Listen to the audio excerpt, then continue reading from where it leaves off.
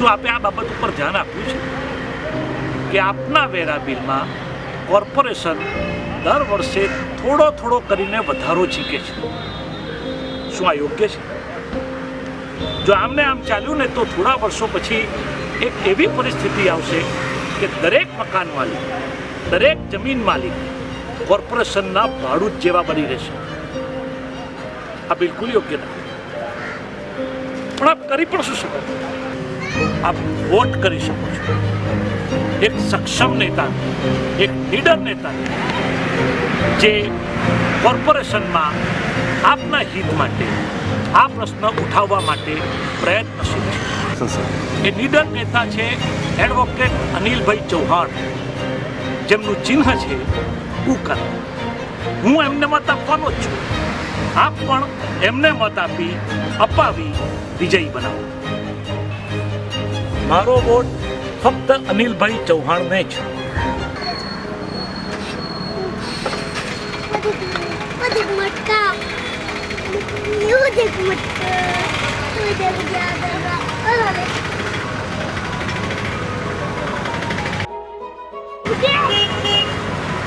આવા દ્રશ્યો તમે તમારા મત વિસ્તારમાં ઘણા જોયા હશે.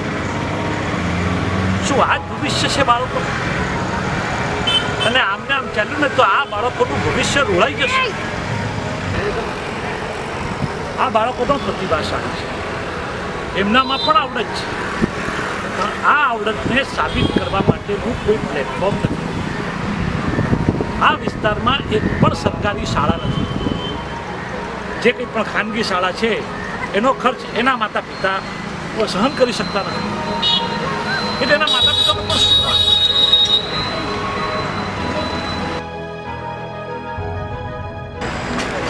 આમને આમ તો આ બાળકોનું ભવિષ્ય રોળાઈ જશે. પણ આપ કરી પણ શું શકો છો? આપ એક મત આપી શકો છો અનિલભાઈ ચૌહાણ. અનિલભાઈ ચૌહાણ જે આવા વિસ્તારો માટે સુમન શાળા મળે એ માટે સતત પ્રયત્નશીલ છે. મારો વોટ ફક્ત અનિલભાઈ ચૌહાણને જ.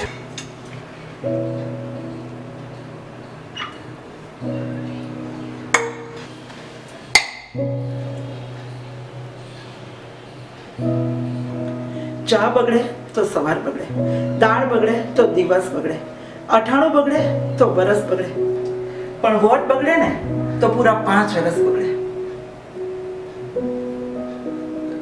ઘણી વાર આવું બનતું હોય છે. સવારે ચા કે રસોઈ કરવા જઈએ અને પાણી જ નહીં આવતું હોય, જેને કારણે ઘરમાં ઝઘડા અને કંકાસ થાય છે. આ બધી મારામારી પાણીની જ છે. કહેવાય છે જળ એ જીવન છે, પણ આપણા ઘણા વિસ્તારોમાં પીવાના પાણીની તકલીફ છે. આપણે વેરો ભરીએ છીએ, છતાં આવી હાલત. આપ શું કરી શકો છો? આપ એક વોટ કરી શકો છો. તો આ વખતે આપણો મત ફક્ત અનિલભાઈ ચૌહાણને જ, જેઓ આપણા વિસ્તારમાં પાણીની સમસ્યાને દૂર કરવા પ્રયત્નશીલ છે.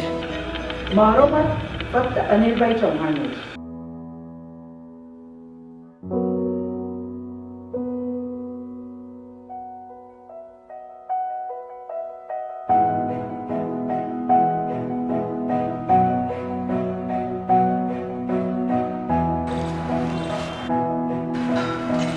કચરો સર્વત્ર આ પરિસ્થિતિ આપણે ઘણીવાર જોઈ છે આપણી આસપાસ, આપણા વિસ્તારમાં. શું આ માટે આપ વેરો ભરો છો? ના, આપ વેરો ભરો છો કે જેથી આ ગંદો કચરો તમારા ઘર પાસેથી ઉપાડી લઈ જઈને યોગ્ય નિકાલ કરવામાં આવે. પરંતુ આ કામમાં પણ એજન્સીઓની ગેરરીતિ અને એસએમસીની લાચારીનો જ અનુભવ થાય છે.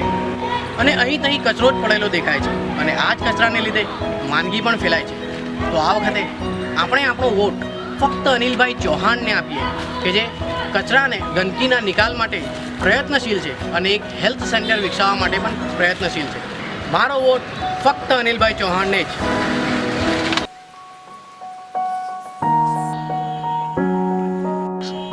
આપ સૌના જીવનમાં પ્રસંગો અને પ્રસંગોની ઉજવણીની ઈચ્છા તો આપ સૌ કરતા હોઈએ છીએ, પરંતુ આપણા ભાટેના વિસ્તારમાં એક પણ કોમ્યુનિટી હોલની વ્યવસ્થા નથી કરવામાં આવી. પણ મિત્રો, હવે શ્રી અનિલભાઈ ચૌહાણના અથાગ પ્રયત્નો પછી કોર્પોરેશન ટૂંક જ સમયમાં આપણા વિસ્તારમાં એક કોમ્યુનિટી હોલ શરૂ કરી રહી છે.